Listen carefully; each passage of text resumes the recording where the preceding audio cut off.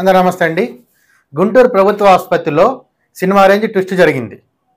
జనరల్గా మనం సినిమాలో చూస్తూ ఉంటాం, కొంతమంది ప్రధాన సాక్షులను చంపడానికి డాక్టర్స్ లాగా కొంతమంది పంపించి అక్కడ వాళ్ళని లేపేస్తారనమాట. సినిమాలో కావచ్చు, సీరియల్లో కావచ్చు, జనరల్గా ఇది మనం చూస్తూ ఉంటాం. కానీ ఇక్కడ నిజ జీవితంలో జరిగింది, అది కూడా గుంటూరులోని ప్రభుత్వ వైద్యశాలలో.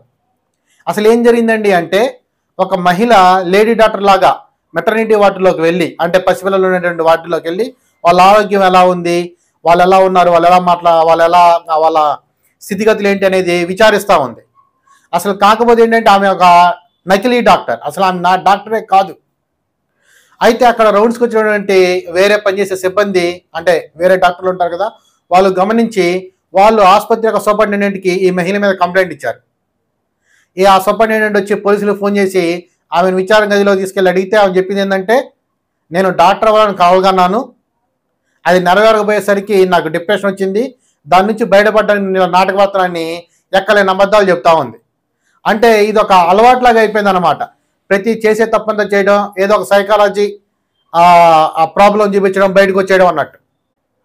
అసలు ఈ మహిళ ఎందుకు హాస్పిటల్కి వెళ్ళింది అంటే, అక్కడ ఉన్నటువంటి పిల్లల్ని కిడ్నాప్ చేయడానికే వెళ్ళినట్టు మనకి కొంచెం ఆలోచించడానికి వెంటనే అర్థమైపోయింది అనమాట. ఇప్పుడు ఆమె చెప్పేది పోలీసులకు కూడాను కేవలం ఆ శిక్ష నుంచి తప్పించుకోవడానికి. జనరల్గా ఒకప్పుడు ఎలా ఉండేది అంటే, హాస్పిటల్కి వెళ్తే అక్కడ కాపుగాస్ కొంతమంది ఉండేవాళ్ళు అనమాట. వాళ్ళు కూడా పేషెంట్ లాగా వచ్చినట్టు కొంచెం పల్లెటూరు వాళ్ళను, కొంచెం అమాయకులను, పట్టణం అయినా కావచ్చు, పల్లెటూరు అయినా కావచ్చు, కొంచెం అమాయకులను చూసి వాళ్ళతో నెమ్మదిగా మాట కలిపి,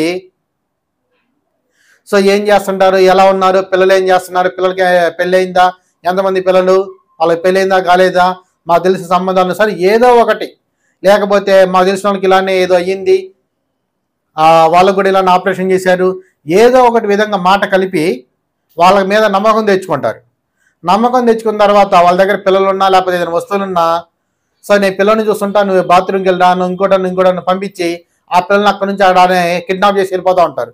ఇలాంటి ఉదంతాలు కోకొల్లలు మనకి హాస్పిటల్స్లో కావచ్చు, రైల్వే స్టేషన్లో కావచ్చు, బస్ స్టాండ్లో కావచ్చు, ఎవరిని నమ్మినా కానీ ఇలానే జరుగుతూ ఉంటుంది. అయితేనేమో చిన్నపిల్లలు అయితేనే చిన్నపిల్లల్ని కిడ్నాప్ చేస్తారు, లేకపోతే ఆస్తి నష్టం చేస్తూ ఉంటారు. బంగారం కాల్ చేయడమో, లేకపోతే మన దగ్గర ఉన్నటువంటి విలువైన వస్తువులు కాల్ చేయడమో, ఆ బ్యాగులు, పర్సులు ఏది ఉంటే అది కాల్ చేయడం చేస్తూ ఉంటారు. నమ్మకంగా ఉండి నెమ్మదిగా మాట కలిపి. ఇప్పుడు దాన్ని అడ్వాన్స్ స్టేజ్కి వెళ్ళిపోయారు. వీళ్ళే డాక్టర్ లాగా, రేపు ఎల్లుండిపోతే ఇక పోలీసులాగా కూడా బిహేవ్ చేస్తారేమో. వీళ్ళే డాక్టర్ లాగా వెళ్ళిపోయి ఆ మెటర్నిటీ వార్డులో వాళ్ళని ఇచ్చేసి వాళ్ళని ఇచ్చేసి ఆ పిల్లని కాల్ చేయడం అనమాట.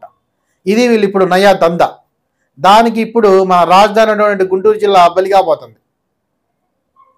సో ఎవరైనా సరే ప్రభుత్వ హాస్పిటల్కి కానీ, లేకపోతే ఏదైనా సరే కార్పొరేట్ హాస్పిటల్ కానీ వెళ్ళినప్పుడు కొంచెం జాగ్రత్తగా ఉండండి. విలువైన వస్తువులున్నా, లేకపోతే పిల్లలున్నా, చిన్న చిన్న పిల్లలున్నా కానీ కొంచెం జాగ్రత్తగా ఉండండి. పలకరిచ్చారు కదా అని చెప్పేసి మీకున్న రోగాలు, వాళ్ళకున్న రోగాలు, మీ పిల్లల పెళ్ళిళ్ళు, వాళ్ళ పిల్లల పెళ్ళిళ్ళు, ఈ సోదంతా మానేయండి. హాస్పిటల్కి వెళ్దామా, డాక్టర్ దగ్గరికి వెళ్ళామో, చూపించుకున్నా వచ్చామంటే ఉండండి.